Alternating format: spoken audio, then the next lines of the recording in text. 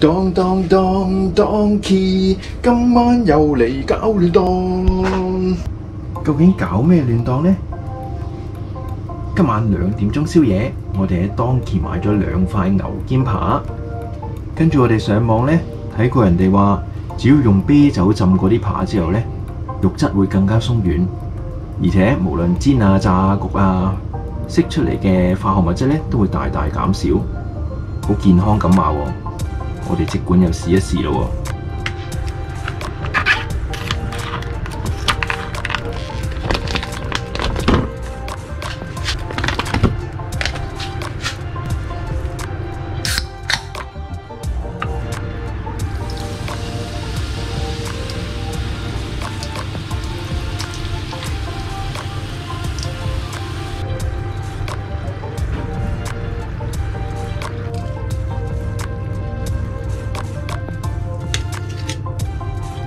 經過30分鐘嘅浸泡，牛扒終於浸完啤酒啦。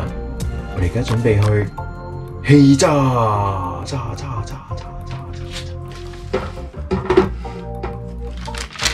首先鋪咗個氣炸鍋先，哇！滴晒啤酒啊，有血水有啤酒。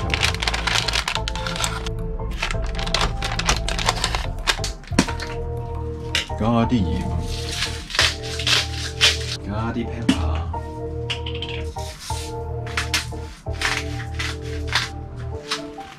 跟住我哋去氣炸，準備氣炸啦！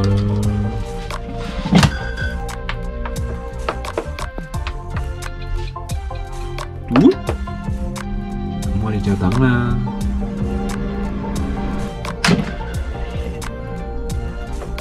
而家我哋準備反一反佢，哇，好腍喎，好似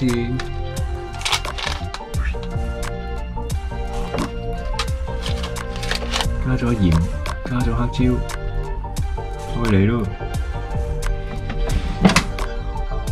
繼續都係180度6分鐘，喂，又等啦，睇下點先。嗱，而家進入咗最後階段，我哋將個火加大200度，去到200度啊！再整多2分鐘，轉頭有得食啦！牛扒就搞掂啦，氣炸牛扒上碟，當期嘅牛肩扒咁就搞掂啦，氣炸完成，2點鐘宵夜。又開場啦！